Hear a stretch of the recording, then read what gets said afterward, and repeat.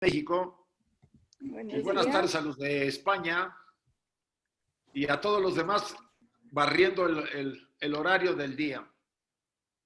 Estamos por, vamos a decir, tener hoy nuestra sesión del estudio de la doctrina secreta, tomo 3 de Antropogénesis. Aún no terminamos en la estancia 10, todavía estamos ahí porque es una estancia muy, como ya lo hemos dicho en otras ocasiones, bastante amplia. Una de las cosas que quiero recordarle a todos es que la próxima sesión, el 28 de septiembre, que sería la última de este mes, vamos a dedicarle como un monográfico al tema de las mónadas, si se acuerdan. Sí. Para que estemos, o sea, vamos a usar la doctrina secreta, pero vamos a trabajar el tema de las mónadas. Voy a hacer una especie de un espacio, vamos a abrirlo para tratar este tema, sobre todo por los retos que demanda el trabajo, las preguntas que hay, etcétera. Yo he recibido material, y no solo de Clarisa, sino de algunos y de otros que yo he encontrado, para elaborar una presentación. Pero a mí sí me gustaría, para esa sesión, que ustedes buscaran por su cuenta y se prestara que en un momento dado, cuando abrimos los micrófonos, empezáramos a tratar de aclarar la situación. Es obvio que quizá no lleguemos a dilucidar toda la temática, porque es compleja. Sabemos que Blavatsky insiste en que no se puede dar todo, no se revela todo, que hay muchos velos en muchos momentos, pero puede servirnos para poder tener un poco más claro el tema de la evolución de las mónadas, que ese es el tema que nos compete para el lunes 28. Yo incluso haré algunos diagramas para facilitarle la comprensión del tema.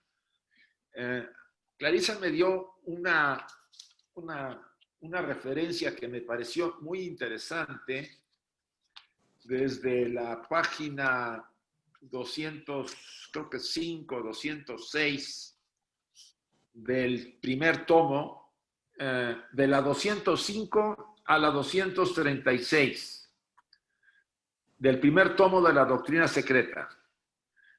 Usando me parece que si no me equivoco, la edición de Kier, creo. Sí, sí. Vale. Correcto. Entonces, me gustaría que le dieran una leidita, si es que no quieren... Perdona, no. Las páginas son las del CD. Ah, del CD. O sea, las digitales son de la 205 a la 236. Eso es. Pero con gusto yo esta semana, si no mañana, hago una comparación con mis obras de Kier, ahorita que esté en España, y les puedo dar a ustedes más información sobre el tema. Para que no haya vamos a decirlo así, tengan la referencia completa de ver los que tienen la edición de Kier. Isaac, ¿puedo extraer las páginas de la versión digital y enviárselas a todos? ¡Ay, perfecto! Yo esperaba tu voz, Nuria. Vale. Entonces, la va a mandar Nuria, va a ser más fácil, y me gustaría que por lo menos le dieran una leída, marcaran lo que les parece complejo o no lo queden claro, porque vamos a basarnos mucho ahí, porque tiene mucho material, además de hablar de las rondas y los globos y todo ese tema, pero céntrense en el tema de las mónadas, ¿eh?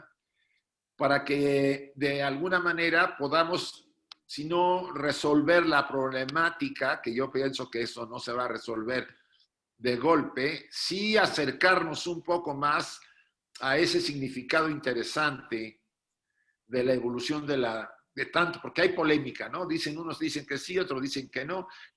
Yo digo que nomás es Buddy lo que está evolucionando, pero otros, o sea, vamos a tratar de ubicarnos todos un poco más. Vale. Esa sería la primera. Bien, empezamos con nuestra invocación.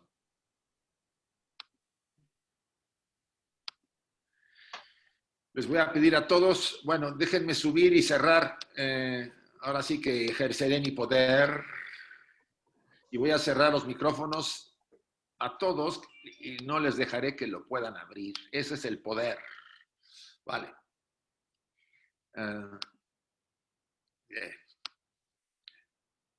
Repitamos todos cada uno, después de que vaya yo mencionando las frases, que vayamos leyendo. Oh tú, sol dorado de esplendor más excelente, ilumina nuestros corazones y llena nuestras mentes, así que nosotros, reconociendo nuestra unidad con la divinidad, que es el corazón del universo, pueda ver el camino ante nuestros pies y llevarlo a esos distantes objetivos de perfección, estimulado por tu propia luz radiante.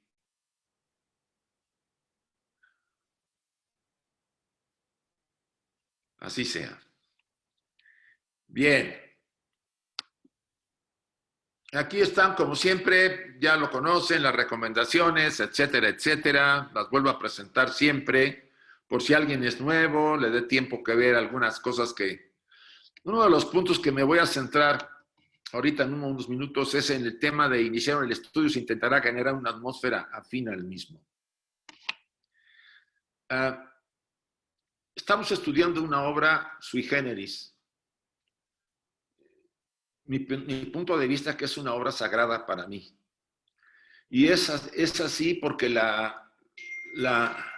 los personajes que intervinieron, los maestros de sabiduría, ayudaron a Madame Blavatsky a escribir la obra y ellos participaron directamente en varios capítulos. Esto nos lleva a cuestionarnos, sobre todo el punto de vista de lo que nos da y nos enseña la obra, sea por la vía de los maestros cuando hacen sus comentarios o cuando lo hace Madame Blavatsky a través de otros comentarios. Es posible, sobre todo por la visión materialista de esta época, que está inmiscuida en muchísimos niveles y la propia educación que se ha tratado de relativizar para no asumir ninguna cuestiones filosóficas ni religiosas, sino se le quiere volver totalmente escéptica en ese sentido, que para muchos algunas de las declaraciones de Madame Blavatsky les pueda parecer que no encaja con lo que piensa en su marco de referencia. Sobre todo desde el punto de vista de la ciencia, que ha avanzado mucho. Como lo dije la sesión anterior y lo vuelvo a decir ahora. Primero, tengamos esa visión y esa inspiración sobre lo que estamos estudiando. Dejémonos inspirar y abrámonos a ello. Blavatsky, la señora Blavatsky decía, si hay algo que no está usted de acuerdo, perfecto, no lo tiene que aceptar, ni siquiera porque yo lo dije o lo dijeron algunos instructores. Guárdelo usted y lo va estudiando poco a poco, lo va asimilando o lo va digiriendo o lo deja usted temporalmente. Pero por supuesto yo no voy a dejar que entremos en polémica, sobre todo cuando es una polémica porque no estamos de acuerdo en el sentido general de lo que dice Madame Blavatsky y rompe esta atmósfera que queremos conseguir durante el estudio.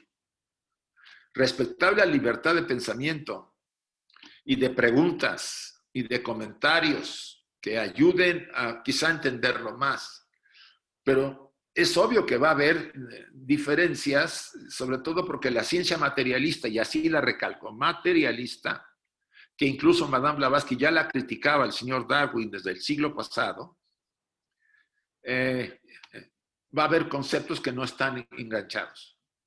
Y es más, la misma ciencia es relativa porque a pesar de su técnica de investigación, va cambiando constantemente cuando nuevos elementos intervienen y cambian las hipótesis que se tenían antiguamente. Decidí hacer esta aclaración al iniciar para dejar despejada la idea. Si hay algo que no les parezca muy claro o algún comentario de Blavatsky que les pueda parecer muy fuerte, déjenlo por ahí, no lo rechacen, analícenlo. Fíjense que los budistas lo hacen igual. En una de las obras que yo estoy estudiando sobre karma, dice el monje que escribió el libro, dice, habrá conceptos que le parezcan a usted muy especiales. Bueno, déjelos y después los investiga. No tiene usted por qué aceptarlos. Entonces, con esa libertad, a mí me gustaría que iniciáramos este estudio. Una libertad y respeto a esta obra, que es una obra muy especial y que contiene mucha inspiración y probablemente cambie mucho las ideas dentro de algunos años o siglos, cuando la ciencia se dé cuenta de que, pues, que lo material es una parte de todo lo que hay atrás del velo de la materia en este universo. Bien, solamente me quise detener un poco en ese concepto, que es el primero, y seguimos adelante. La información para todos los interesados que deseen obtener materiales, pedir vídeos, etcétera. Aunque ya como lo dijo Nuria, esperemos colgar casi todos los vídeos en YouTube de la sección española para evitar que ahora le mando a fulano, sutano y mengano, y verdaderamente es mucho trabajo. Está bajo la dirección, ya la han de conocer, actividades virtuales ste@gmail.com para los que no la saben, para que ahí puedan solicitar lo que necesitan. Bueno, todavía están acá las contraseñas para este mes. Ya Nuria me pasará pronto las contraseñas para los siguientes meses, porque ya he hecho las claves para los 3 meses faltantes, o sea, octubre, noviembre y lo que podamos ver en diciembre. Eso se los vamos a mandar. Va a aparecer en la página de información de la sección española para que lo puedan consultar. Y esta es una información que quiero darles a todos. Actualmente se está estudiando el tomo 3 de Antropogénesis. Al término de la estancia 12, que es la última de Antropogénesis, pasaremos a estudiar el primer tomo de la doctrina secreta, Cosmogénesis. Y por supuesto se va a facilitar la información de los materiales, las claves y las claves de Zoom. De los materiales, los que no tengan los capítulos que vamos a ir estudiando, se les puede mandar como se ha mandado en el pasado. Estancias por estancias, según vayamos estudiando. ¿Por qué hemos decidido empezar por el primer tomo después de terminar el tercero? Porque hay muchísimas referencias y además yo he recibido retroalimentación de varios que me dicen que es necesario que vayamos a Cosmogénesis, algunos porque lo quieren repasar, otros porque saben que hay mucha referencia a lo que hemos estudiado actualmente. Prueba de eso es que el material que nos mandó Clarisa habla mucho de lo que ahora hemos estado estudiando también. Entonces, esto no está para no acabar, ¿no? Porque si ya con el Antropogénesis casi nos llevamos un año, pues fácil con Cosmogénesis otro año. Si no menos, pero vamos a hacerlo. Bien, vamos a empezar. Déjenme ver, siempre aquí está entrando alguno que quiere... No, son 2. 1 y 2.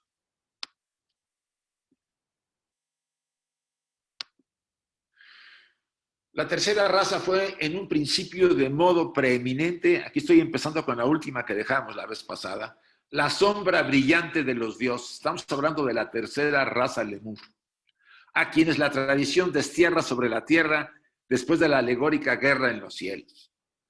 Y aquí la señora Blavatsky habla de alegórica guerra, que sabemos más bien que ese destierro no es tal como se considera la palabra, sino más bien es el momento en que las jerarquías, los manasaputras que tienen la mente, descienden en parte por la ley kármica que les sugiere al principio, aunque podían negarse como ocurrió, encarnar o influir en las mentes de los amente que estaban en la tierra a mediados de la tercera raza lemur, que estaban incipientes todavía en su desarrollo, pero que ya requerían la mente para completar el puente entre los principios.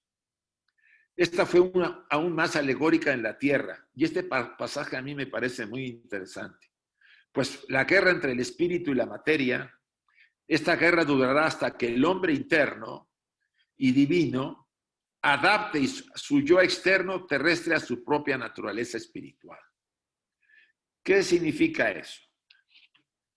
Que hasta que la parte superior no se imponga y adapte, discipline, y pueden usar palabras más fuertes, someta, etcétera, al ego personal, seguirá la guerra constante dentro de nosotros, entre nuestros congéneres y simbólicamente en el cielo, porque como es arriba es abajo. Este es el reto que todo estudiante debería asumir y aceptar, que a medida que vaya cediendo la personalidad del espacio a su yo divino, a su yo superior, a su parte divina, esa guerra va a ir disminuyendo, esa lucha interior va a ir perdiendo fuerza, hasta que llegue a un estado de equilibrio, de armonía y de paz interior, que la mayor parte de nosotros no hemos paladeado casi nunca en nuestras vidas. Si vamos a fondo, encontraremos que esa será quizá la causa de por qué estamos aquí. El sentido de nuestra vida, el aprendizaje para que esas fieras que vienen abajo en el párrafo y tenebrosas pasiones de ese yo estarán en lucha constante con su maestro, el hombre divino. Hasta que esas fieras no sean reducidas, disciplinadas, armonizadas, la lucha seguirá. Y la gente se quejará porque le pasa lo que le pasa, porque está luchando ¿contra qué? Contra los designios del destino de su propia vida. Cuando empezamos a darnos cuenta que la vida no es culpable de nada, que no es algo que nos quiera hacer daño, sino al contrario, nos quiere ayudar a aprender ciertas cosas, a veces de una forma dolorosa, porque nosotros necesitamos verlo así, porque el karma nos está pidiendo redimirnos, empezaremos a asumir, a pesar de ese sufrimiento en muchos momentos, de que todo lo que ocurre es para nuestro bien, para que este ego personal ceda ese poder, ahora sí como yo digo, el poder de control que tiene, se rinda verdaderamente y no nomás de dientes hacia afuera, sino se rinda totalmente y asuma su papel en esta evolución, en este mundo y en esta humanidad, para contribuir realmente a ayudar a otros. Pero mientras nosotros no nos estemos en equilibrio, poco podemos hacer sino algo muy limitado hacia los demás. Aquí viene un mito interesante que quizá nos pueda hacer reflexionar los que conocen el mito.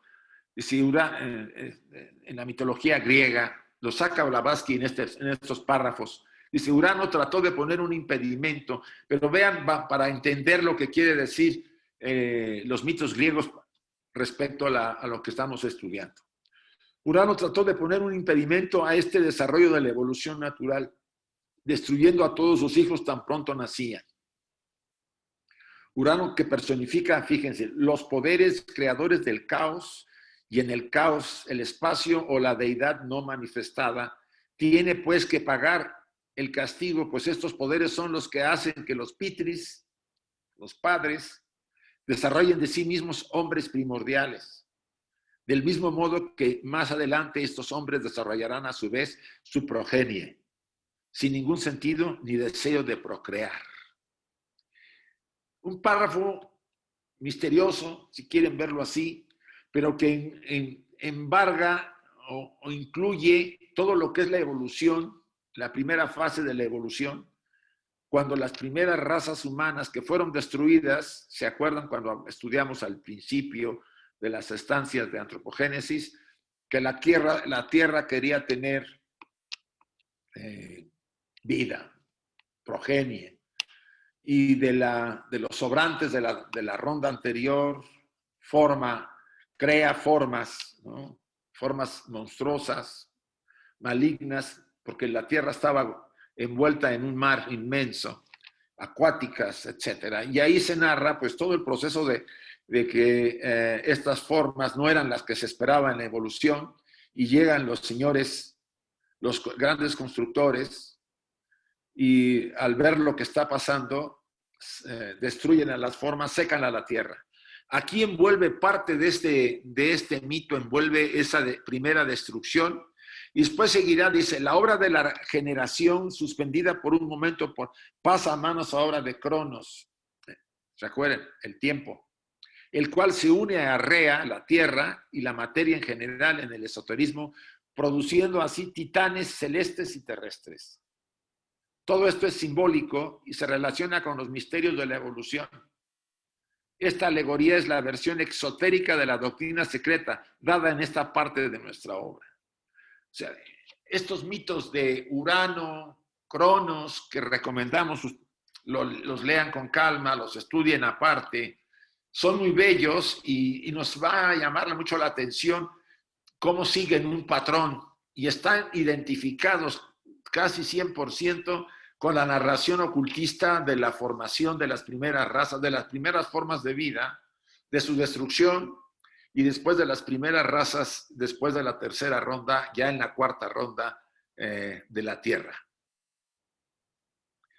Pues en Cronos vemos la misma historia repetida de nuevo. Así Urano destruyó a sus hijos con Gea, que el mundo de la manifestación era un aditio o gran océano cósmico, confiándolos al seno de la Tierra, Titaea. Así también Cronos, o sea, Uranos y Cronos hacen lo mismo.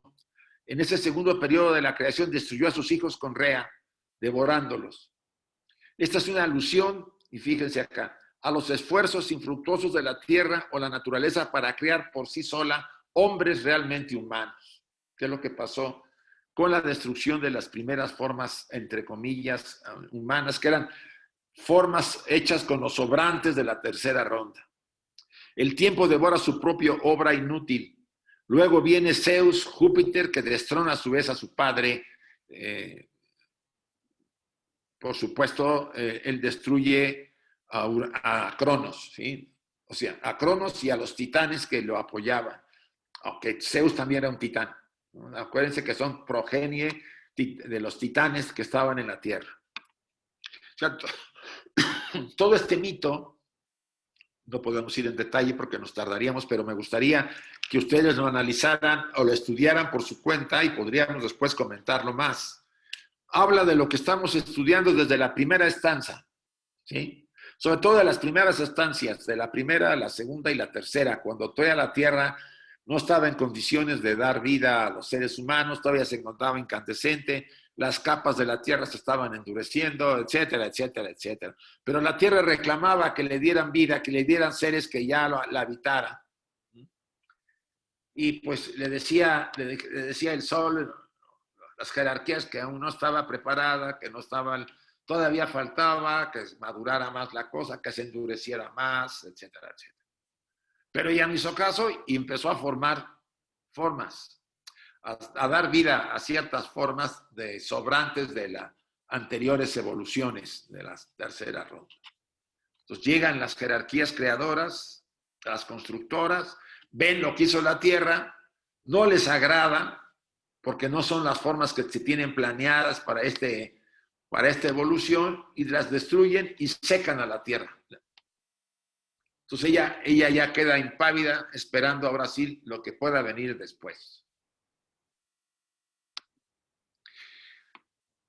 Aquí recomienda, y yo lo estuve repasando, pero es más o menos lo mismo, que se estudie la estancia 3 y la 10 y siguientes, y también la relación de Veroso de la creación primordial. Más bien está diciendo lo que se acabo de decir, es en esa creación primordial que no fue la que se esperaba. La lucha titánica en teogonía, al menos, es la lucha de la supremacía entre los hijos de Urano y Gea, el cielo y la tierra en sentido abstracto, los titanes contra los hijos de Cronos, cuyo jefe es Zeus. Zeus ya acuérdense que es de la segunda generación.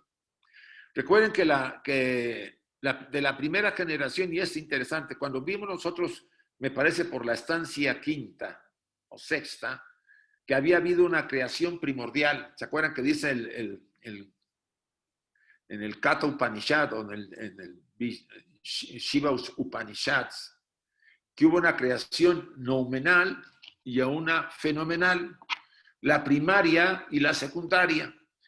De la creación primaria había 7 subetapas y después se detenía y Brahma entraba en descanso, un equivalente a miles de millones de años, y después retornaba y retomaba la creación primordial o noumenal a la fenomenal, o sea, a la material. De eso trata mucho este tema de los mitos de Cronos y de Urano, que yo sugiero traten de estudiarlos. Esta lucha perdurable que continúa hasta el día de hoy entre el hombre espiritual interno y el hombre de carne en un sentido. Volvemos a lo mismo que se dijo ya hace dos imágenes. Júpiter es en un sentido Prometeo. Y eso también lo hemos visto ya cuando vimos a los hermafroditas, a los bisexuales, hermafroditas, y a los que no tenían, no manifestaban sexo, ¿se acuerdan? Finales de la segunda raza, principios de la tercera raza Lemur. Dice, y es distinto de Zeus. De alguna manera, Júpiter es Prometeo.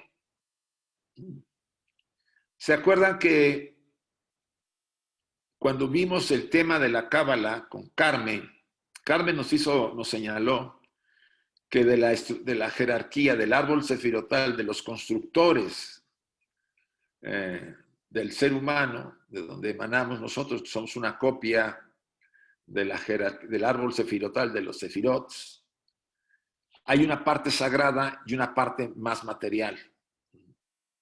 Y ahí aparece la imagen de Jehová. No es el Jehová superior, sino el Jehová más material.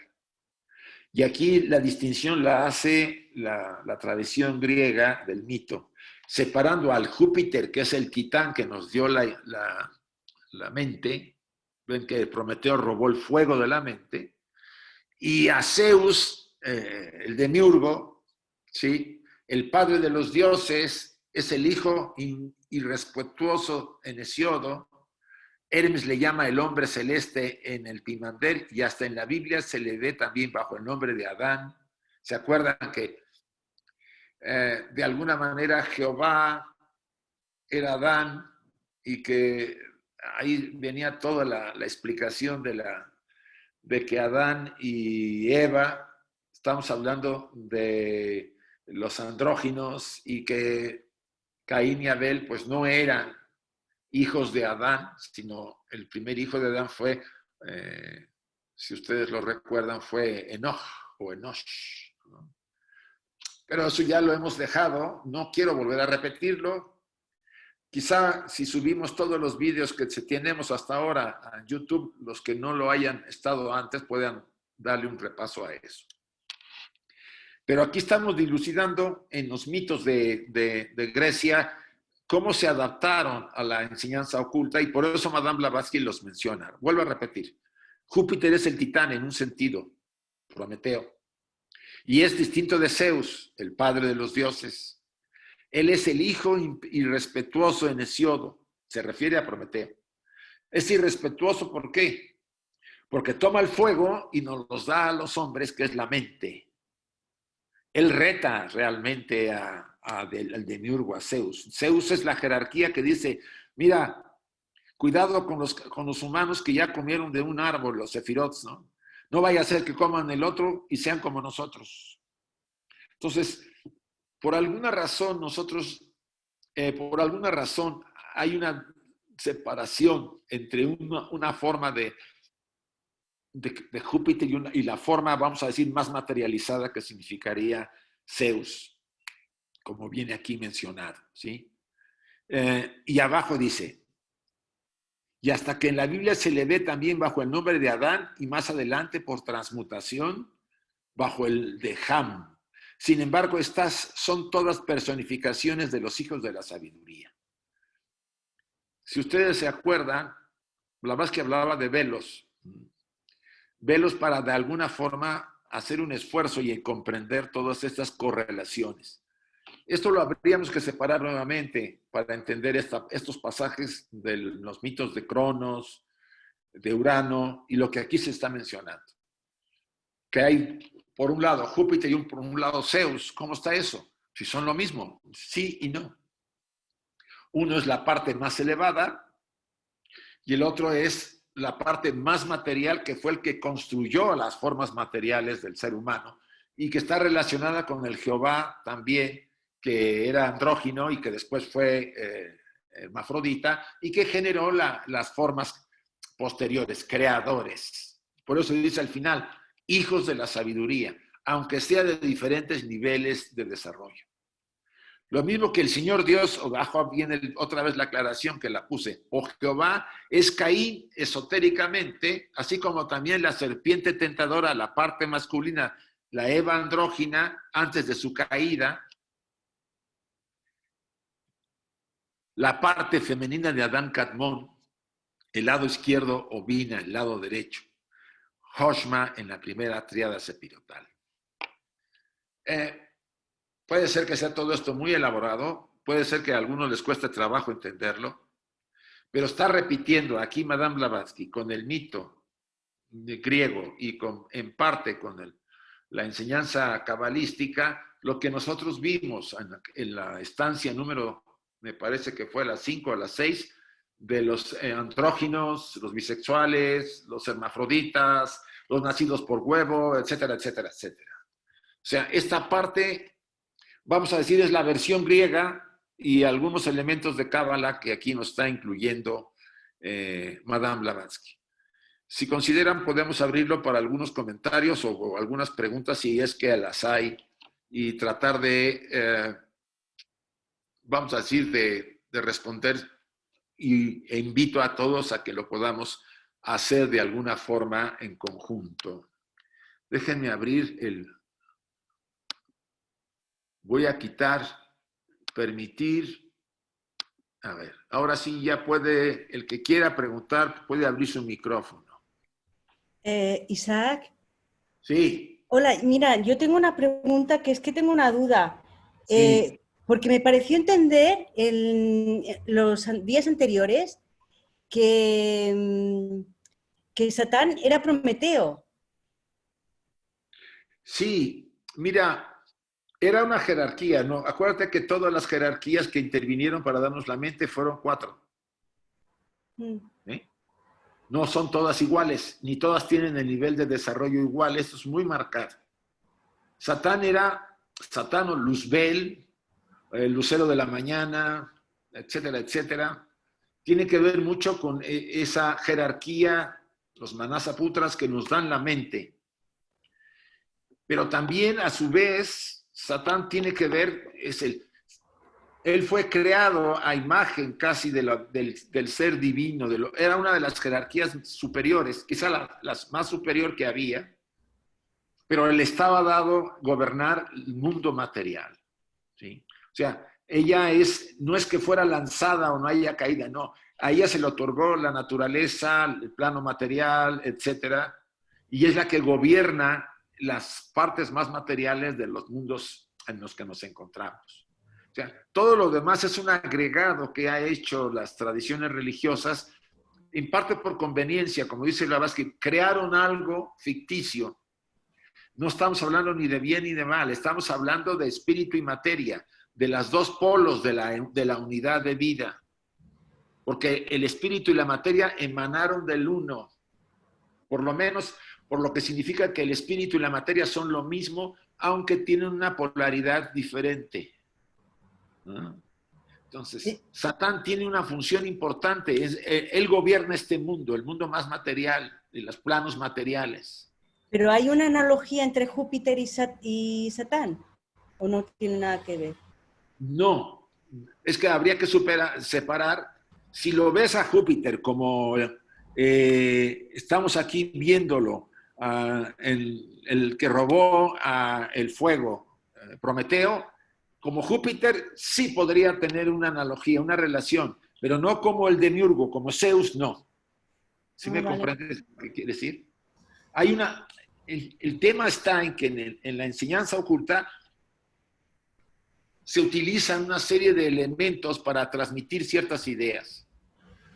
Y además eso ayuda a que el estudiante despierte la intuición, porque se esfuerza para comprender, bueno, voy a ponerme a leer el mito de Urano y Cronos a ver si acabo de entender lo que estamos ahorita estudiando. Yo después de haber estudiado esta estancia, creo que era las 5 o las 6 de donde están los hermafroditas, etcétera, a mí me quedaron claras muchas cosas que hasta ese momento no había yo tenido una comprensión mayor. Entendía algo, pero yo decía, ¿por qué a Jehová le menciona tanto Blavatsky que es el autor de toda la generación, que él participa en la generación? Bueno, no estamos hablando del Jehová superior, del sagrado, sino del Jehová más material, ¿sí? De las jerarquías más cercanas a la materia, porque el árbol sefirotal se duplica en cada nivel, ¿no? Entonces, ahí se materializa más. Pero hay una relación, si tú lo quieres ver así, sí. Con Júpiter, sí. Si tú lo identificas a Júpiter, con Prometeo. Vale. Vale. Gracias. Poco a poco. Esto va entrando poco a poco. A mí me ha llevado, ¿sabes lo que ayuda? Estudiar y tratar de explicarlo. Es cuando tú aprendes mucho, porque ahí descubres tus lagunas y te das cuenta de que por alguna razón te viene la idea y te aclara lo que no habías, porque te esfuerzas. Y mientras nosotros nos sometemos a escuchar a alguien, pues sí, sus explicaciones nos pueden ayudar y nos evitan hacer el esfuerzo, pero reducen la posibilidad de que yo despierte mi intuición mayor. Por eso hay que investigar un poco más. Gracias. Isaac, sí. Perdón, una pequeña intervención, y es para decir que lamentablemente hemos perdido la capacidad de pensar simbólicamente. Sí. Cuando hablamos de símbolo, es simbólico, como algo que no tiene valor y que es despreciable. ¿Por qué? Porque no es real y porque no cumple ninguna función útil en este mundo físico. Sin embargo, es fundamental que desarrollemos una mente simbólica. ¿Por qué? Porque vamos a tener acceso, tenemos que descubrir, no hay muchas claves, no existen muchas claves y códigos súper secretos que no podamos tener acceso. Pero hay que descubrirlos porque son 2 o 3 los fundamentales que nos van a ayudar a interpretar todo esto. ¿Por qué? Porque nos borra en cierta medida esa mente que separa, que divide, que clasifica, un poco la mente cartesiana. Sí. Entonces entramos, como dice Isaac, en esa parte de nuestra mente intuitiva, en donde se percibe un horizonte diferente, que de pronto es difícil explicar. Por eso Blavatsky ha empleado varios lenguajes, varios sistemas de mitos, de símbolos. Ella habla de cábala, habla de mitología griega, habla de mitología árabe o lo que sea. ¿Para qué? Para intentar despertar esa mente simbólica en nosotros y poder llegar a comprender, no con nuestra mente concreta, sino con nuestra mente abstracta. Sí. Esta es la maravilla que tiene la doctrina secreta, porque nos está conduciendo por una rampa para que podamos despegar nosotros. Esto es maravilloso, por eso el estudio de la doctrina secreta no es que sea fundamental para adquirir más conocimiento, no, es para hacer esa reflexión y un despertar interno. Era esa aclaración, perdóname Isaac que me extendí un poquito. No levantaste la mano. No, muy bien, Carmen, perfecto. Es una de las cosas que yo le oí una vez a Jante Hoskins, ¿se acuerdan de ella? No sé si la conocían. Que ella decía cuando se estudiaba la doctrina secreta, Dice, más que información es despertar nuestro potencial, ¿no? Y eso a veces por nuestra tradición educativa, las mañas que tenemos para estudiar, etcétera, pues a veces esperamos como los pajaritos que nos den en la boca todo ya vamos a decir, digerido, ya preparado. La idea es que hagamos esfuerzos, a pesar de que encontremos una serie de temas que sí requieren reflexión. No nos sintamos incómodos si no lo estamos pescando porque estamos empezando, o ahí vamos. Y lo importante acá es que sigamos adelante y trabajemos la simbología. Para rematar, les invito a todos a 2 cursos que va a haber de estudio de simbología. Uno que va a dar Carmen, se está haciendo propaganda, que se llama Simbología y Teosofía. Y otro que va a dar Nuria sobre la simbología del Bhagavad Gita. Van a empezar pronto. La propaganda ya pueden encontrarla en la página de información de la sección española. Para que los que quieran asistir, pues van a encontrar una riqueza increíble porque las 2 saben manejar muy bien el tema. Las invitamos a todos. Ya aprovecho y doy la propaganda. Muy bien. Vamos a proseguir, chicos, porque si no, no voy a hacer nada esta tarde. Déjenme cerrar. Nuevamente ejerzo el poder y cierro. Vale. Dice acá la confirmación. Déjenme decir, me brinqué. No me brinqué. Perdón. La confirmación necesaria de que Júpiter pertenece al ciclo Atlante, puramente humano, caso de que Urano y Cronos que le precedieron se crean insuficientes para leerse en Hesiodo, que nos dice que los inmortales hicieron la raza de la edad de oro y de plata, primera y segunda razas. Júpiter hizo la generación de bronce, una mezcla de 2 elementos, la de los héroes y la de la edad de hierro. O sea, la tercera raza y la cuarta raza. Estábamos hablando porque Júpiter como Prometeo nos dieron la mente. Por eso hizo a esa raza. Realmente la raza se convirtió en seres humanos gracias a Prometeo o a la jerarquía de los Manasaputras que nos hicieron, vamos a decir, no el favor, porque eso no sé, yo no diría la palabra favor. Nos hicieron algo increíble, nos permitieron convertirnos en lo que somos verdaderamente, en divinidades, en llegar a evolucionar al grado de liberarnos de la cárcel de carne. A ellos les debemos eso.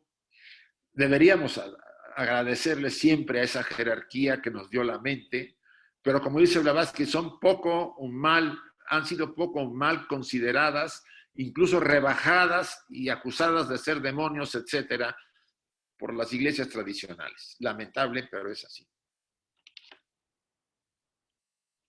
Entonces, ya viene un nuevo comentario. La tercera y cuarta, tercera raza, Atlante, Lemur, y cuarta, la Atlante, crecieron en orgullo. Ellos dijeron de sí mismos, somos los reyes, somos los dioses. Ahí ya empezó la materia a generar problemas, ¿sí? La mente de la personalidad, la influida por la parte inferior de los deseos, las pasiones, kama, empezó a subyugar a la mente que debería ser el medio para realizarnos. Tomaron esposas de hermosa apariencia, esposas procedentes de los sin mente, los de cabeza estrecha. Engendraron monstruos, demonios perversos, machos y hembras, y también Cado, con mentes limitadas, o sea, seres con mentes poco desarrollo. Construyeron ellos templos para el cuerpo humano, rendían culto al varón y a la hembra, entonces el tercer ojo cesó de funcionar. Finales de la tercera raza Lemur, principios de la raza Atlante, de la cuarta. Recuerden que antes el ojo de la tercera raza Lemur estaba abierto. Los otros ojos estaban en ciernes, no se habían desarrollado. Se empiezan a desarrollar los otros 2 ojos a principios de la raza Atlante y se cierra el de la frente, como aquí lo comenta este pasaje. Es muy interesante que las primeras razas, la raza Lemur y la raza Atlante, influidas por la parte animal fuertemente, como dice Blavatsky, quizá el fallo fue que no estaba tan desarrollado todavía el traje para que no fuera tan influida la mente concreta por el traje, por la parte animal, por Kama, por las pasiones, ¿no? Por la parte material. Entonces se empezaron a apagarse, dice, se empezaron a reducir la luz de la parte espiritual y empezaron a considerar que la materia era la esencia, la verdad. Tales fueron los primeros hombres físicos verdaderos y cuya primera cualidad característica fue el orgullo. El recuerdo de esa tercera raza y de los gigantescos atlantes es el que se ha transmitido de una raza en generaciones a otras hasta los días de Moisés y que ha encontrado forma objetiva en los gigantes antidiluvianos. Estos terribles hechiceros y magos quienes la Iglesia romana ha conservado una leyenda tan vívidas y al mismo tiempo tan desfiguradas. Entonces, no vamos a negar que se redujo la influencia de lo espiritual por el poder de la materia, ¿no? Por el poder de las estructuras personales. La mente concreta perdió la brújula, podemos decirlo así, y se identificó más con las pasiones, el egoísmo, la ambición, y como dice acá, el orgullo. Una característica que llevaría nefastamente al desarrollo de estas generaciones de las razas. ¿Cuál fue la religión de la tercera y de la cuarta raza? En el sentido ordinario del término, ni los lemures, ni tampoco su progenie, los lemures atlantes, los primeros, tenían ninguna, pues no conocían los dogmas ni tenían que creer por la fe. Tampoco, tan pronto como se abrió el entendimiento, el ojo mental del hombre a mediados de la tercera raza se sintió una con el siempre presente, así como siempre desconocido e invisible. O sea, la deidad invisible que está inmersa en todo. Todo, la deidad universal única. O sea, al principio, dado que los lemures eran más dioses que humanos, estaban más activados desde el punto de vista espiritual para poder reconocer a ese espíritu que todo lo permea, que lo compenetra, que está en todo. Y aunque no tuvieron una religión particular, ellos se sintieron atraídos por esa fuerza que existía en todo y en ellos.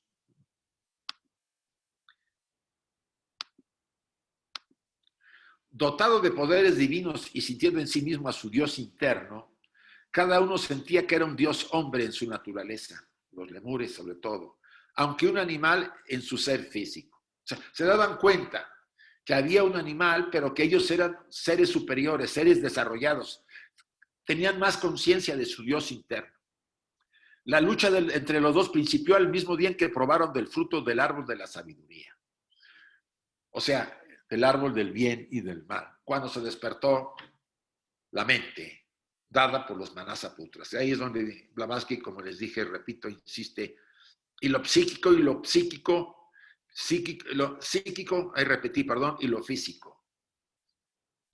Es la lucha entre la parte espiritual y lo psíquico y lo físico, por un lado y por el otro. Y es la lucha que ustedes y yo tenemos ahora. ¿Quién está ganando en sus vidas? Ahí vamos. Estamos en tablas. A veces gana uno, a veces gana el otro. O cada vez gana más uno y el otro va perdiendo terreno. Ojalá así fuera, ¿sí? No se pide más. Recuerden lo que dicen los maestros de sabiduría, sobre todo el maestro KH. Si usted logra o se logra a través de la enseñanza teosófica ser más nobles a las personas, no atraerles ni meterles ideas ni nada por el estilo, sino ayudarlos a que ellos mismos desarrollen esos conceptos éticos, esos elementos superiores que todos tenemos y que por sí mismos decidan ser más nobles y más seres humanos equilibrados. Porque no se trata de convertir a nadie, ¿no? A salvo que nos pidan información, pues se la podemos dar. Pero ese pasaje a mí me inspiró muchísimo. En las cartas viene, ¿sí? Más nobles, más armoniosos, mejor ser humano. el logro de eso es quizá lo más importante. Bueno, se dicen que uno de los compromisos de un estudiante de teosofía es que por lo menos a una persona le debe ayudar, si la persona por supuesto lo pide, a encontrar ese equilibrio. Ese es el objetivo. Una, no estamos hablando de miles, una. Y quizás sea una parte importante por qué nos preparamos y estudiamos.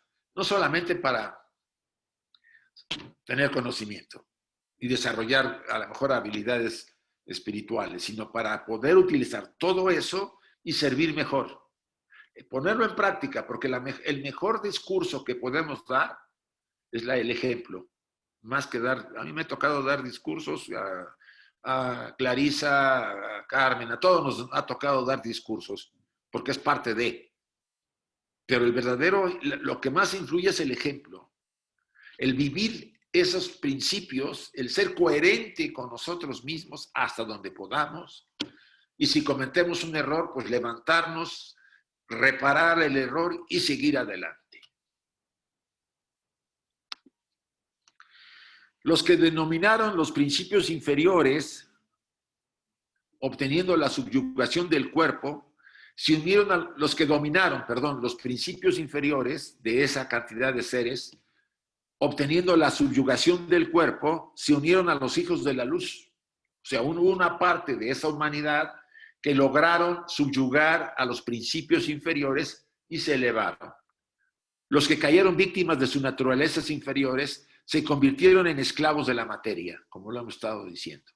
De hijos de la luz y de la sabiduría, que eran al principio, concluyeron por ser hijos de las tinieblas. Cayeron en la batalla de la vida mortal con la vida inmortal. Y todos los que cayeron así fueron la semilla de las futuras generaciones de los atlantes.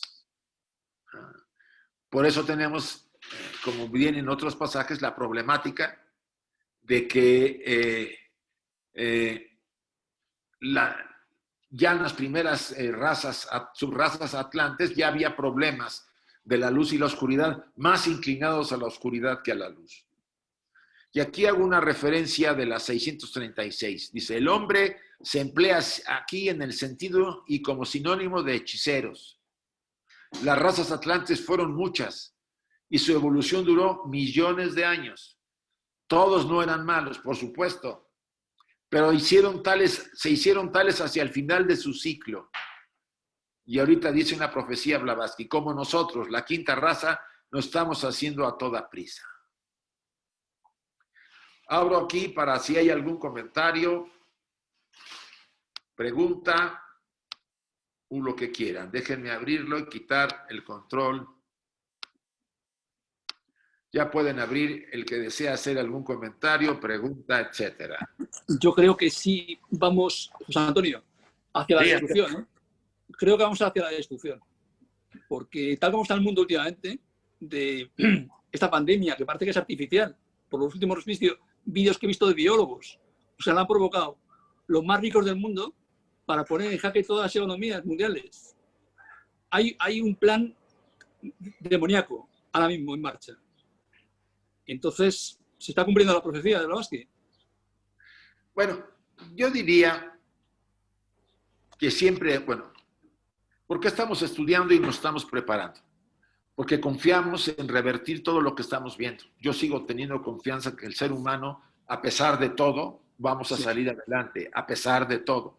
Que va a haber sufrimiento, nadie lo niega. Que va a haber dificultades y va a haber conflictos. Pero vamos a salir adelante. Y así deberíamos apostar todos. Si ustedes y yo tenemos en mente pues, que esto ya no va para nada, que no va a ningún lugar, bueno, chicos, bajen la persiana y ya, ¿para qué nos estamos preocupando, molestando, dando charlas, estudiando? Si esto va al garete. Yo siento que si cada ser humano, cada uno de nosotros se compromete con su yo interior, su ser divino, a ser mejor ser humano y a aportar lo mejor que pueda dentro de su ambiente, podemos revertir esta inercia, porque casi la mayoría está decepcionada, frustrada, llena de miedo, y eso no es nada, ayuda nada a que las energías que nos pueden sacar de esto se fortalezcan. Vamos a fortalecer esas fuerzas que están ahí, cambiando el chip. y pensando y considerando que sí, nadie niega la situación actual, pero podemos hacer un cambio y debo empezar por mí. Los invito a todos que lo reflexionen así. No estoy hablando utópicamente.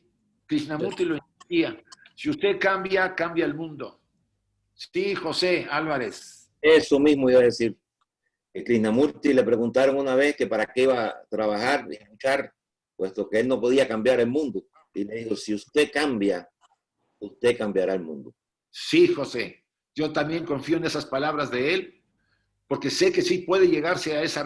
No solamente las dijo él, yo se las he escuchado a varios místicos, como a Lao Tse, al Buda, a varios otros autores de cierta calidad, vamos a decir, o de una gran calidad espiritual, en que insisten que si hay un cambio personal, vamos a influir en ayudar a que este mundo no se vaya al garete, como estamos pensando que puede ocurrir con lo que está ocurriendo. Si hemos llegado a esto es porque nosotros lo hemos provocado. Entonces vamos a revertir la inercia, siendo mejores seres humanos. La gente se debe dar cuenta que está en nuestras manos cambiar este juego.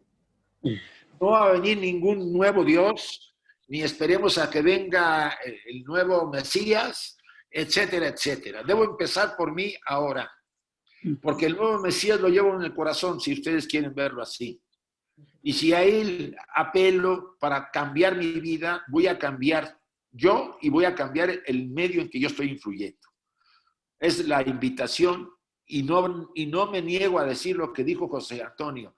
En sí, la situación no está fácil, pero podemos hacer algo. ¿Alguna otra pregunta, chicos? Sí. Sí, puedo.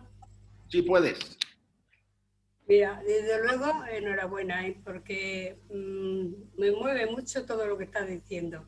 Fíjate, has dicho una palabra que a mí me llega y que es verdad, la actitud que tengamos nosotros en nuestro entorno. Y fíjate, donde llega esa actitud, voy a decir algo que no sé, igual no lo debía de decir, pero lo voy a decir.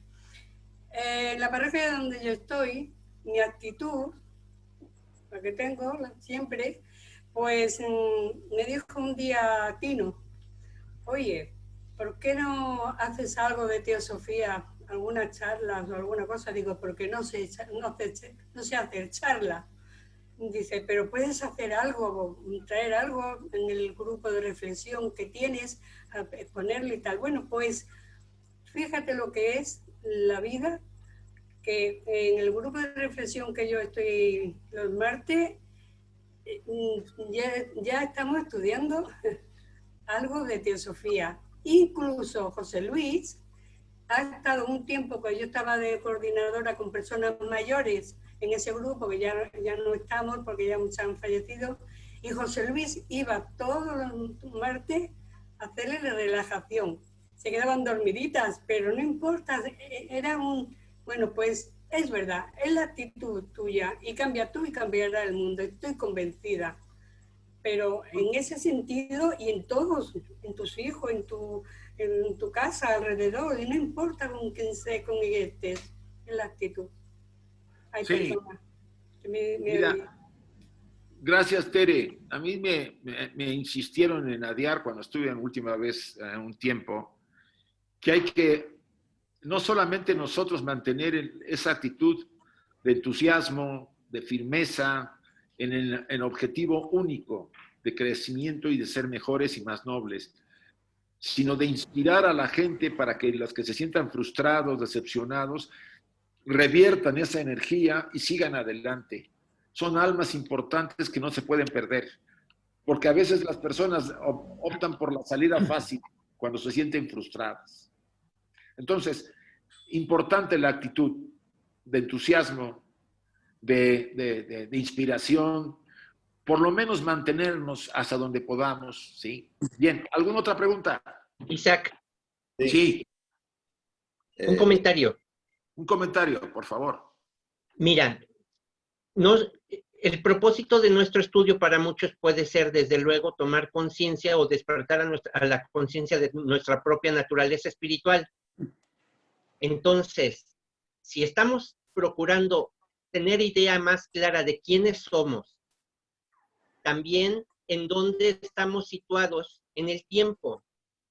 Y se nos habla acerca de que apenas han pasado unos 5,000 años de inicio del Kali Yuga y va a tardar miles de años. Entonces, no solamente estamos en la posición de darnos cuenta, y probablemente hay algunos que se hayan comprometido a sí mismos en este servicio. Y si estamos en este camino, entonces mantener firmemente asida la idea de que vamos a rendir servicio en esta vida y cuando regresemos estaremos en mejores condiciones de rendir un mejor servicio y así sucesivamente. Ese es el camino, porque habríamos de sorprendernos de cómo están las cosas. Es todo. Muy bien. Sí, José. Hace apenas 9 meses, yo nunca he participado en ninguna reunión internacional. Solamente he conocido prácticamente miembros de la sociedad teosófica locales. Sí. Y he visto hasta diferencias de criterio, hasta cosas a veces no muy bonitas. Y de pronto, con esta pandemia, he visto tanta cosa útil de teosofía. He visto tantas caras de todas partes de habla hispana, de que me ha motivado y me ha entusiasmado a seguir estudiando y a seguir avanzando en esta tarea. Gracias. Mira, José, todos sin excepción a veces nos sentimos frustrados. La idea de que encontramos, que vamos a encontrar a las divinidades encarnadas en la sociedad teosófica, a veces nos frustra. Todos somos seres humanos y tenemos luz y oscuridad. Si somos capaces de entender eso, haga lo que haga la gente en diferentes niveles y como estén, no nos van a quitar de nuestro objetivo único, porque tú tienes claro a dónde vas. Hay que comprender que la situación de muchos de nuestros hermanos están en donde están por experiencias, por karma, por tendencias. No solo en la sociedad, sino en cualquier organización, tú te pones a ver y verás todas las dificultades que hay entre las personalidades. El problema son las personalidades. ¿Qué podemos hacer? Pues trabajar y ser hasta donde podamos un ejemplo en los aspectos que nosotros estamos trabajando. Inspirarnos y inspirar a otros con nuestro ejemplo. Y a pesar de ver ese tipo de cosas, seguir adelante y no darnos por vencido.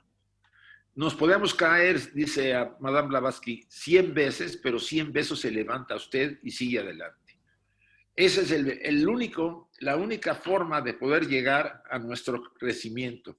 Por eso hay tan pocas personas que se realizan. La mayoría abandona.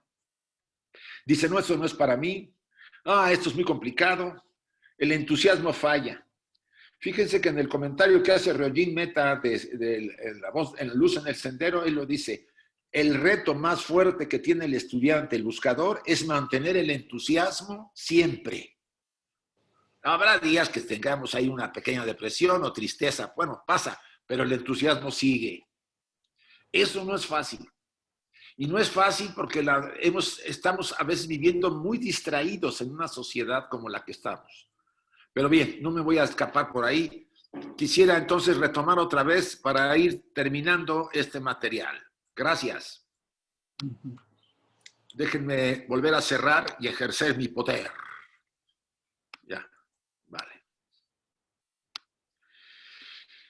Bien. Así pues, en el amanecer de su conciencia, el hombre de la tercera raza raíz no tenía creencias que pudieran llamarse una religión. Esto es, no solo ignoraba las brillantes religiones llenas de pompa y oro como las actuales, sino hasta en todo sistema de fe o de culto externo. No había un culto, no había una religión. Pero sí él tenía, y el término se define como la unión de las masas en una forma de reverencia. Había una forma de reverencia hacia lo que sentimos superiores a nosotros y de respeto, como el sentimiento que expresa el niño hacia el padre amado. Entonces, para los primeros lemures, desde el principio mismo de su vida intelectual, tuvieron una religión, y una de las más hermosas, pues no tenían a los brillantes dioses de los elementos a sus alrededor y hasta dentro de ellos mismos. O sea, los manasaputras que les habían dado la mente estaban dentro de ellos y estaban alrededor. Entonces, era una especie de devoción hacia todo a lo sagrado que nos rodeaba. Pues la evolución espiritual en la materia no hubiera podido tener nunca un lugar si no hubiese recibido su primer impulso, si los brillantes espíritus no hubiesen sacrificado sus esencias supraetéreas respectivas para animar al hombre de barro. Sin ellos seríamos autómatas actualmente, no habría ni civilización ni nada. Andaríamos en la naturaleza como animalitos ahí alimentándonos de los árboles como lo hacen los animales, porque la mente no se había conectado, no habíamos recibido la mente, dotando a cada uno de sus principios internos con una parte o más bien con un reflejo de esta esencia. O sea, gracias a ellos somos lo que somos. Por eso yo he insistido, y Blavatsky se lamenta que los hayamos rebajado a lo que se les ha rebajado. En aquellos remontísimos tiempos era la edad de oro, la edad en que los dioses andaban por la tierra y se mezclaban libremente con los mortales. Cuando concluyó, los dioses se fueron, esto es, se hicieron invisibles. Y las generaciones posteriores terminaron por adorar a los reinos, a los elementos. Ahí empezó la decadencia material. Los atlantes, primera progenie del hombre semidivino, después de su separación en sexos, y por lo tanto los primeros engendrados y los mortales que primeramente nacieron al modo humano, fueron los primeros en sacrificar al dios de la materia. Empezamos a adorar a la materia, a las formas materiales. Empezó la ambición, el egoísmo y el poder y el deseo de conquistar y dominar a los demás pueblos. Son ellos, en el oscuro y remoto pasado, en edades más que prehistóricas, el prototipo sobre el cual se construyó el gran símbolo de Caín. Los primeros antropoformistas que adoraron la forma y la materia, culto que pronto degeneró en personal y que luego condujo al falicismo, que reina supremo hasta ahora en día en el simbolismo de todas las religiones exotéricas de rituales, dogmas y formas. Bueno, Blavatsky aquí es muy dura con todas las religiones porque dice que son fálicas. La adoración al sexo, al falo, y al yoni, al miembro femenino, ¿no? Eso lo vemos desde el Oriente, en Occidente. A mí una vez Juan Viñas me decía, ¿por qué crees que hay dos torres como los egipcios tienen sus obeliscos? ¿Por qué las iglesias tienen dos torres? ¿Qué crees que significan esas dos torres? Dos falos, ¿sí? Que fecundan al cielo.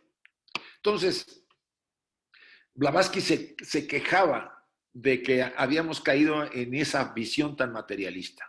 Y aquí hago una referencia a lo que dice ahí. Caín era el sacrificador. Recuerden que Caín mata a Abel, simbólicamente. No estamos hablando alegóricamente, ¿eh? Dice, Caín era el sacrificador, como se muestra en el capítulo 4 del Génesis, del fruto de la tierra, siendo él el primer cultivador, mientras que Abel llevó los primeros nacidos de su ganado al Señor. ¿Quién era Caín y quién era Abel? Caín y Abel eran dos grupos de seres humanos. Caín era masculino y Abel era femenino. No eran hermanos. Acuérdense, ya lo vimos en el capítulo 5 de la estancia 5 o 6 por ahí. Caín es el símbolo de la primera humanidad masculina y Abel de la femenina, siendo Adán y Eva los dos tipos de la tercera raza. El asesinato es el derramamiento de sangre. ¿Qué pasa cuando un hombre tiene relaciones sexuales con una mujer? No se produce sangre. Esa es la sangre de la que está hablando aquí el pasaje. Pero no quitando la vida. Por eso dice, no se quita la vida. Más bien, al tener una relación con una mujer, la primera relación produce sangre. Por lo menos así se dice. Y sí creo que así es. Bueno, ya ahorita voy a abrirlo. Adán y Eva se convirtieron en materia o proporcionaron el terreno, o sea, a Caín y Abel.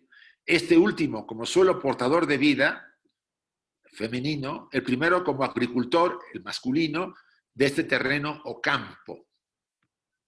De este modo fue como los primeros atlantes, nacidos en el continente Lemur, se separaron de sus primeras tribus en buenos y en malos. en los que adoraban al espíritu invisible de la naturaleza, cuyo rayo siente el hombre dentro de sí mismo, o panteístas, y los que rendían culto fanático a los espíritus de la tierra, los poderes antropomórficos, cósmicos y tenebrosos con quienes se aliaron. Por eso los atlantes fueron destruidos, porque se aliaron a los poderes, vamos a decir, tenebrosos, y casi logran conquistar o triunfar en la guerra que tuvieron con los hijos de la luz. Esto lo narrará en las estancias que vamos a ver, me parece que en la 11. Los lemures gravitaron hacia el polo norte, o el cielo de sus progenitores, o el continente hiperbóreo. Los atlantes hacia el polo sur. Recuerden que los progenitores de los lemures fueron ¿quiénes? La segunda raza raíz, ¿sí? Que habitaron Hiperbórea, en el polo, lo que antes fue el polo. Lo que es el polo ahora, antes fue una tierra llena de vergeles, o sea, porque los polos se habían movido, ¿no? ¿Se acuerdan que eso habla Blavatsky? El abismo, los atlantes hacia el polo sur, el abismo cósmico y terrestremente considerado, de donde soplan las pasiones ardientes convertidas en huracanes por los elementos cósmicos que en él moran. Esto es interesante que hagamos estas diferencias entre el polo norte y el polo sur. Ahora, por eso entiendo por qué a veces se debe orientar las camas hacia las que están en el hemisferio norte hacia el polo norte. Y los que están en el hemisferio sur hacia el polo sur, para que los flujos de energía no generen conflicto. Pero bueno, no me quiero salir del tema. Déjenme una más, a ver. Los dos polos eran denominados por los antiguos dragones y serpientes, provenientes aquí de los dragones y serpientes buenos y malos, y también de los nombres dados a los hijos de Dios, hijos del espíritu y de la materia, los magos buenos y los magos malos. Este es el origen de la naturaleza doble y triple del hombre. La leyenda de los ángeles caídos, en su significado esotérico, contiene la clave de las múltiples contradicciones del carácter humano. Señala ella el secreto de la conciencia de sí en el hombre. Es el eje en el que gira todo el ciclo de vida, la historia de su evolución y desarrollo. Imagínense la importancia de esta leyenda. Vamos a abrir aquí para los últimos comentarios. Ay, perdón. Déjenme abrir.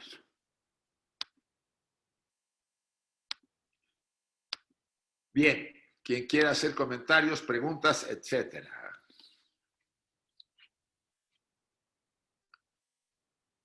Ay, qué bien, guardan silencio, me alegro. ¿Alguna pregunta de lo que hemos dicho? Quizá esta última parte, después de los mitos de Grecia y la Cábala, que muy bien clarificó Carmen con lo de la simbología, ya sea más asimilable lo que hemos hablado, ¿no? La problemática de la caída de los ángeles, que no es caída, sino es influencia para darnos la mente, pero había jerarquías muy materiales que no querían que tuviéramos la mente, que es desde la lucha, y en las jerarquías superiores, que eran muy sutiles, nos daban la mente, que era parte del proyecto, del plan para que el hombre fuera un ser humano completo. Y esa lucha la llevamos internamente, entre lo material y lo espiritual. Eso es lo que deberíamos sacar y parte como conclusión de lo que hemos estado estudiando. ¿Cómo está nuestra lucha interior? ¿Quién va ganando? Así, hablándolo así. Pues a veces gana uno y a veces gana el otro. No, está bien. Pero si somos más conscientes y somos más interesados en crecer y desarrollarnos, deberíamos ser más cuidadosos, vigilar más, conocernos más y tratar de disciplinar a la estructura. Recuerden lo que dijo al principio Blavatsky. Hasta que no domine el hombre espiritual al hombre material, no terminará jamás esta lucha. Ustedes saben entonces, ¿qué es un maestro de sabiduría? Alguien que ha triunfado sobre el hombre animal. Y esa es la diferencia de las personas que se han desarrollado, iluminado, realizado, que han logrado dominar a ese hombre animal, que es muy difícil, nadie lo niega, ¿sí? porque hemos fabricado un hombre, una personalidad muy poderosa por muchísimas encarnaciones, pero la función importante de estar aquí en este plano, en este proceso y pasar toda la vida es saber llegar a dominar, disciplinar, someter y rendir. Rendir es una palabra muy importante. Debe rendirse la personalidad al ser divino. Bien, comentarios, alguna cosa que quieran tocar. Chicos, qué callados están. Mira, me sorprende. La sección de salud estuvo increíble y ahorita todos callados. Isaac, Sí, Miguel. mira, estaba yo recordando un reportaje que leí hace algún tiempo respecto a los mamuts que están congelados y que estaban, dice el que redacta, dice que estaban alimentándose plácidamente y de un momento a otro les cayó bajo metros de nieve. Respecto a lo que decías del cambio en la posición de los polos. Miguel, te retiras. No sé si tú no estás muy bien porque sigue mal. Tú tampoco. Va y viene. No se entendió nada. ¿No me oyes? ¿No me oíste nada? No. Ya, en este momento, ¿me escuchas? Ahora sí. Bien, lo que comentaba es que hace tiempo leí un reportaje en el que hablaba acerca de los mamuts que están congelados estuvieron durante miles de años congelados bajo metros de nieve, que estaban pastando sin ningún problema y de repente les cayó el cambio climático y quedaron sepultados en esta condición bajo muchos metros de nieve y que apenas estaban descubriendo en décadas recientes respecto al cambio en la posición de los polos que estabas comentando. Sí, Madame Blavatsky habla que dice que cuando las vidas que tiene la Tierra le molestan, hace un movimiento para quitárselas de encima, los animales o lo que fuere. Eso lo dicen las primeras estancias de antropogénesis, lo mencionó. Entonces, ella menciona que ha habido varias rotaciones de los polos.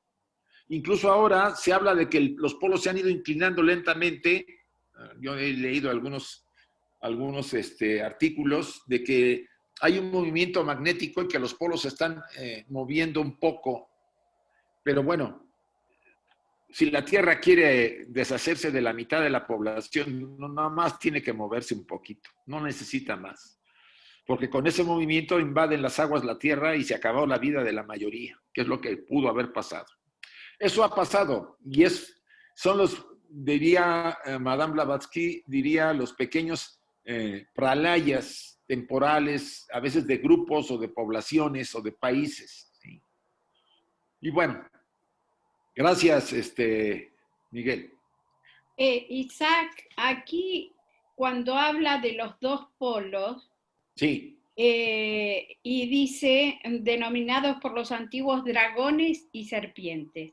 En realidad se está refiriendo a la energía, porque cuando se habla de dragón o de serpiente, se está hablando de energías que brotan, en este caso, de la propia tierra. Sí. ¿No? Y después lo relaciona ella, dice, proviniendo de aquí los dragones y serpientes buenos y malos, sí. de los hijos de Dios. Sí, o sea, que ella está relacionando constantemente las fuerzas de la naturaleza en combinación con la fuerza que tenemos los seres humanos. Sí, la jerarquía, sí, te comprendo, Carmen, y esto es muy importante, que lo reflexionemos. Porque antes también me hizo reflexionar José Antonio, cuando él dijo, bueno, es que estas partes oscuras que se están manifestando ahora, en realidad es porque le hemos dado cabida, porque hemos permitido que esto sucediera. está en nosotros el poder.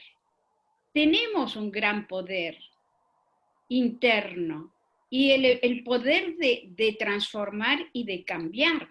Estamos viendo aquí como dice, y también los nombres dados a los hijos de Dios, hijos del Espíritu y de la materia, los magos buenos y malos.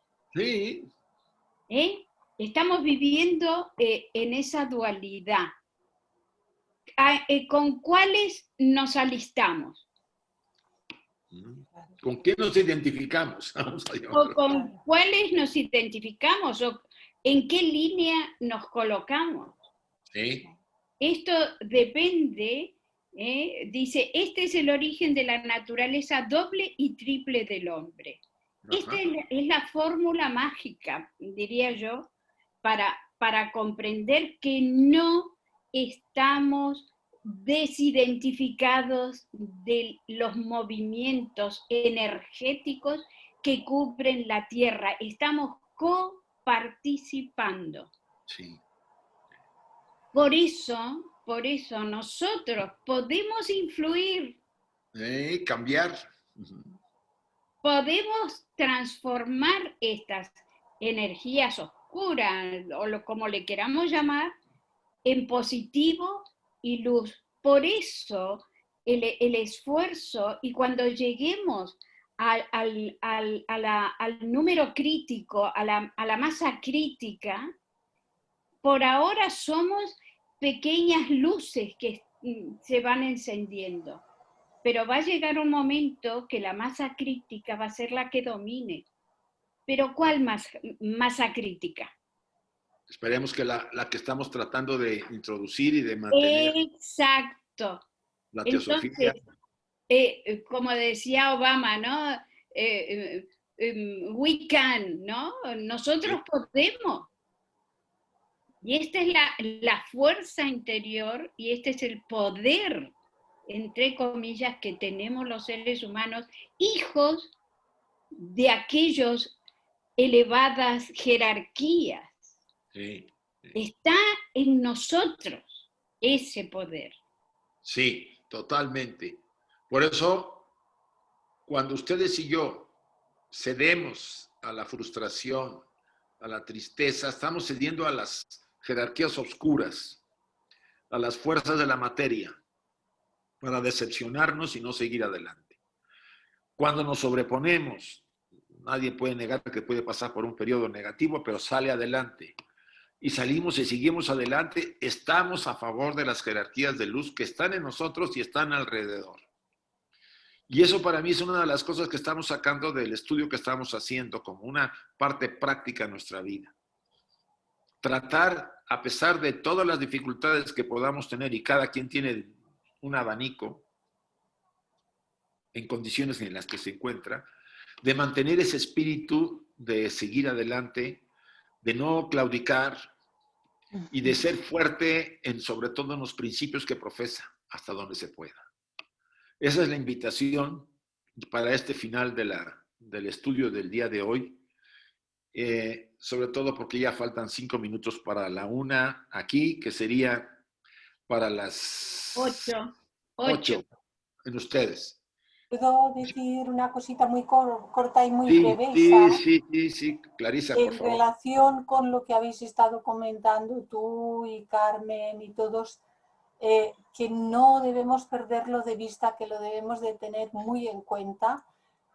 Quisiera añadir, porque es muy importante, que hay una ley denominada la ley de los ciclos, que las civilizaciones todas tienen un ascenso y luego tienen un decaimiento y desaparecen para dar paso a una nueva civilización que traerá otra cosa, algo nuevo.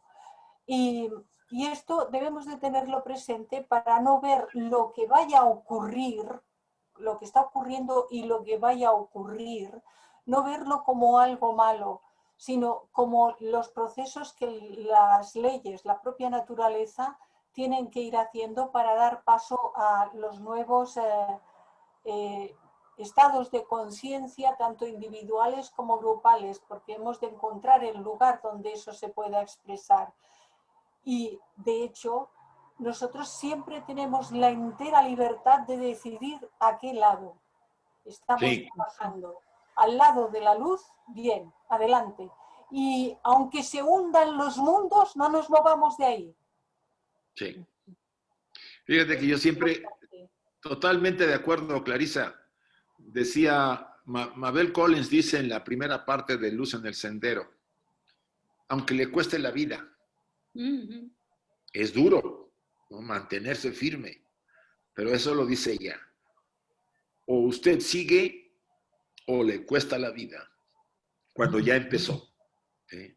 Antes puede tomar usted sus decisiones sin ningún problema porque usted no ha entrado, pero cuando usted entra no hay vuelta para atrás. ¿Sí? Entonces, es importante que tengamos esa claridad sobre el proceso que estamos haciendo. Chicos, muchas gracias a todos. Solamente quisiera anunciar... Buenas tardes. Ay, hola. ¿Sí se me escuchan? Ay. Sí, sí, te escuchamos. Hola, buenas tardes, doctor Jauli. Mire, yo soy de México, Veracruz, y de la Logia de Teosofía. Llevo algún tiempo, pero realmente he tenido mucho esclarecimiento con todos ustedes, y la verdad lo único que les pido es que diseñen cursos para saber cómo empezar a leer la doctrina secreta, o sea, porque veo que después del tercero se van a regresar al primero, y Sí. por otro lado había escuchado que, de hecho, si lo lees desde la primera página hasta la última, solo es el riesgo de que no entiendas nada. Y por lo que estoy viendo sí es cierto. Entonces ahora sí que les pediría de súper favor hicieran un como diseño de un curso por dónde empezar y ir poco a poco, obviamente, en lo que la persona va leyendo la doctrina, que obviamente se lleva tiempo, pero sí como un diseño de por dónde y en orden, por decir qué orden llevar para los que realmente estamos, pues si no totalmente empezando, pero que sí nos está costando trabajo encontrarle el hilo a esta enseñanza que es maravillosa. Es lo único, y muchas gracias a todos. Sí, yo creo que cuando empecemos a estudiar cosmogénesis, vamos a estudiar antes las recomendaciones de este señor, ¿cómo se llamaba? El que trabajó, el que estuvo con Blavatsky y tomó nota, de Bowen. Hay algunos comentarios de Bowen, otros de Joe Mills. Hay varios. A mí me gustaría retomarlos, aunque sea para que demos una base. ¿Sí? Y nos vamos a detener en el proemio, porque es básico el proemio. Ya me estoy acortando de Martín. Es muy importante, muy importante. Pues vamos a ver el proemio con calma. Mucho. Y sí, eso es lo que dice. Mucho, muy importante. Mucho. Y sí, si nos lleva más de un año, no importa. No pasa nada. No importa. Le recomendamos, le comentamos que vamos a hacer esa elaboración, vamos a decirlo, lo vamos a dar a conocer, etcétera, etcétera, y el material incluso lo podemos enviar si no lo tiene, ¿vale? Muy gracias. Bien. El proemio nos duró en Tarrasa un año entero y yo tengo muchas ganas de volverlo a abordar. Sí. Cuando, sí, también lo sé, Clarisa, por eso en parte lo hice. Sí, Muchas Nuria. ganas. Isaac, cuando terminemos la cosmogénesis, porque hay mucha gente que se ha incorporado al estudio a mitad, le podíamos dar una repasadita, que no nos vendría nada mal. Antropogénesis. Sí, cuando terminemos... Bueno, puestos ya dentro de, pues ya vamos para allá. Volver a empezar. Eso.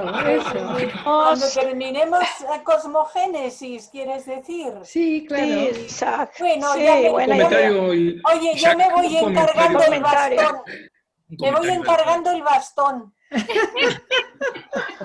A ver, aquí ya se hay un comentario, chicos.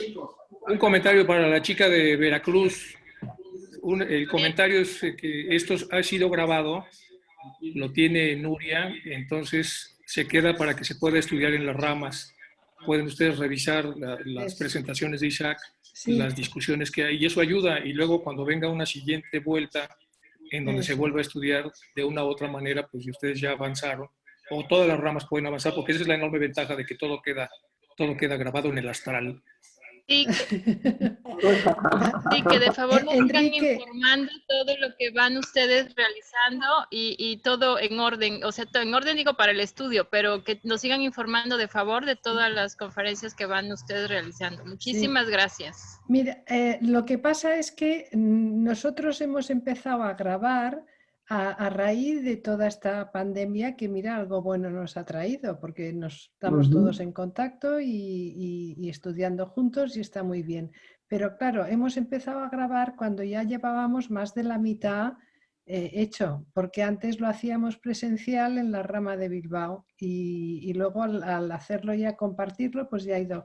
Pero vamos, todo lo que haya se colgará en el canal de YouTube de la Sociedad Teosófica Española.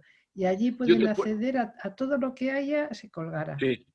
Los vídeos que se tengan hasta ahora, no sé si alguno faltará, los podemos comparar con Nuria, y los que no tengas te los envío. Yo los tengo guardados todos. Lo que pasa que... vale. O sea, desde que se ha empezado a grabar, hay algunos que no se pueden mandar, pero vamos, o sea, creo que es 1 o 2, pero los demás todos. Bueno, muy bien, chicos, ahora sí, muchas gracias. Prepárense para el próximo lunes. El lunes tenemos evolución de la mónada. Gracias. Muy bien. Gracias.